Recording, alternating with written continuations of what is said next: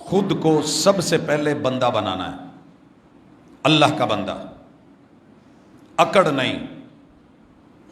ہزاروں پروٹوکول مل جائیں لیکن آپ میں اور مجھ میں بندگی ہونی چاہیے۔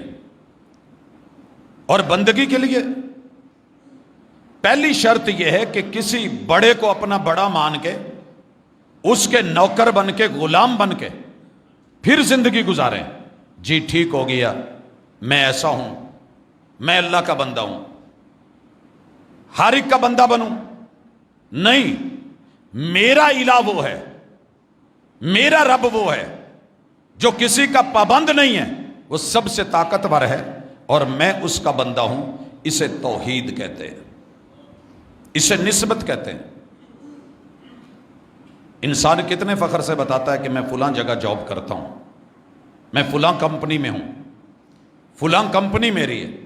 کبھی آپ نے بھی بتایا کہ میری کمپنی کیا ہے؟ محمد الرسول اللہ والذین معہ۔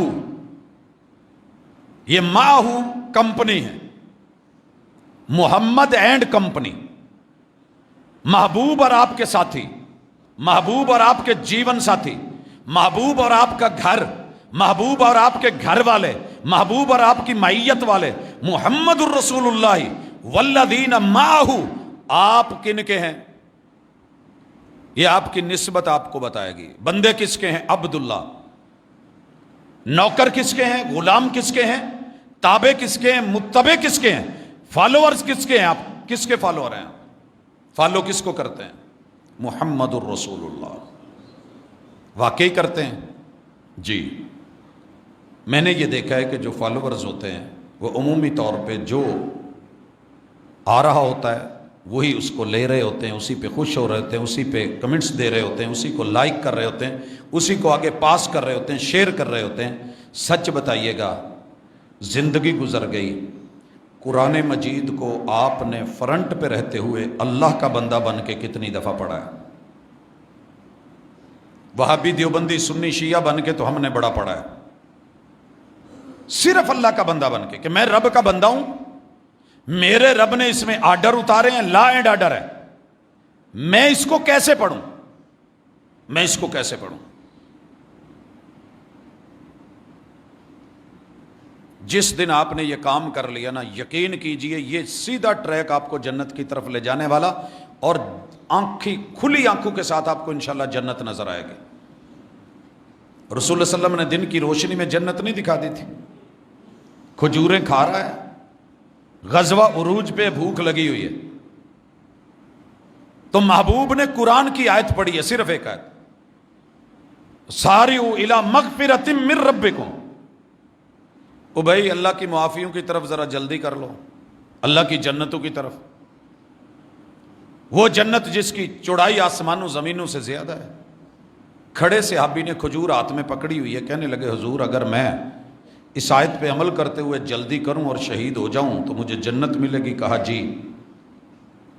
تو کھجوریں تھیلا رکھ دیا، کہا یہ تو کھا لو، کہنے لگے جی پھر اتھے چل کے ہی کھاواں گے۔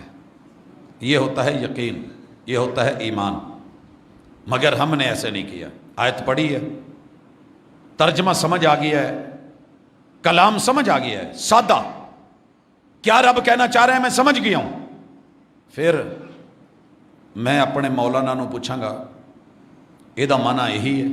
انہوں نے کیا نہیں، کتوں پڑھی ہے؟ ترجمہ پڑھا ہے۔ ترجمہ نہیں پڑھنا گمراہ ہو جاؤ گے۔ بھائی اگر ترجمہ پڑھنے سے گمراہ ہوتے تو سچ بتائیے بریلوی بھائیوں نے ترجمہ کیوں کیا ہے قرآن مجید کا؟ جو کام کرنے سے بندہ گمراہ ہوتا ہے وہ کیا کیوں ہے؟ کیوں کیا ہے اعلیٰ حضرت نے کنز الایمان کے نام سے ترجمہ؟ کیوں لکھا ہے حاشیہ نعیم مراد آبادی نے؟ کیوں کیا ہے ترجمہ جناب طاہر القادری صاحب؟ کیوں کیے ہیں ترجمے ان بریلوی علماء نے جنہوں نے قرآن کا ترجمہ نیچے لکھا ہے، حواشی لکھے ہیں؟ اگر یہ گمراہی تھی تو کیوں تھا؟ دیوبندی حضرات کے ترجمے۔ لہٰذا سادہ اللہ کا بندہ بن کے ترجمہ کرنا کچھ اور ہے۔ اللہ کا شکر ہے لیٹ ہو جاتا ہوں الگ بات ہے، لیٹ نائٹ سے یہ شروع ہوتا ہے، ایک آیت ہوتی ہے، میرے سامنے 4 چوٹی کے دیوبندی علماء اور ان کا ترجمہ آگے بول رہا ہوتا ہے، 4 اہل حدیث چوٹی کے علماء، صرف، نحو، گرامر، سیاق سباق، ساری چیزیں، اور اسی طرح اتنے ہی بریلوی علماء، اتنے ہی جماعت اسلامی کے علماء، اور میں ان کو بھی دیکھ رہا ہوتا ہوں جنہیں ہم مرزائی کہتے ہیں، اہل تشیع کے ترجمے سامنے ہیں، دیکھتا ہوں کہ یار سارے نے ترجمہ تو ایک ہی کیتا ہے، سٹیج تے لڑی جاندے نے، ایتھے تو گل ایک ہی ہے۔ اگر انبیاء کو مردہ لکھنا تھا تو مردہ ہی لکھا ہے، وفات لکھنی تھی تو وفات ہی لکھی ہے، موت لکھنی تھی تو موت ہی لکھی ہے، بشر لکھنا تھا تو بشر ہی لکھا ہے۔ یہ سٹیجاں تے کی کر دینا؟ نماز میں سبھی کہتے ہیں سمی اللہ لمن حمیدہ، جاؤ اٹھاؤ ترجمے نماز کے، سبھی نے لکھا ہے سامیا، سن لیا، اللہ، اللہ نے، لمن، ہر اس کی بات کو، حمیدہ، جس نے رب کی حمد کو بیان کیا، تعریف بیان کی، اللہ نے سن لیا ہے۔ اگر اس سے ہٹ کے ترجمہ ہونا تو بے شک مجھے یہاں سے اتار دیجیے گا، میں اتر کے بیٹھ جاؤں گا نیچے۔ کوئی دعا، نماز، مترجم کسی مسلک کی، سمی اللہ لمن حمیدہ، صرف اتنا ترجمہ دیکھ لیجئے گا، ایک جملہ دل بدلنے کے لیے کافی ہوتا ہے، اور ایک ملاقات کافی ہوتی ہے دنیا بدلنے کے لیے۔ یہ ہے دین۔ لیکن عشاء کی نماز کے اندر امام بھی سمی اللہ لمن حمیدہ، مقتدی بھی سمی اللہ لمن حمیدہ، ربنا ولک الحمد حمدا کثیرا طیبا مبارکا فی، اور جب وہیں پہ ممبر لگتا ہے تو مجھے پھر دفاع کرنا پڑتا ہے، جی اللہ نے سن لیا۔ وہ کہتے نہیں نہیں نہیں، بابے ہونی، بابے غازی کراچی نے، فوت شدہ نے، ایتھو آواز ماری ہے تو سن لیندے نے۔ پیر عبد القادر جیلانی بغداد چ نے، ایتھو ہوکا دئیے تو انہاں تک کوک پہنچ جاندی ہے، لیکن جڑا شاہ رگ دے قریب ہے وہ نہیں سندا، اس کے سگنل وہاں نہیں آتے۔ اور ابو جہل کا بیٹا مکے سے بھاگ کے جدہ میں سمندر میں اتر کے کشتیوں میں جا کے بھور میں پھنس کے، میں نے بھور کو روند کے موتی کما لیے تو خوش ہو کے رہ گیا ساحل کی جھاگ پر، چپو مار رہا ہے لیکن کشتی بھور میں گھوم رہی ہے، سارے ہی جان کے لالے پڑے ہیں۔ ملا نو کہندا یار کوئی ہمت کر، کہندا جی میری ہمت جواب دے گئی ہے۔ کہندے اچھا پھر ساڈے کول واقف نے، جان پچھان والے نے، ایسی گل کرنے ہیں۔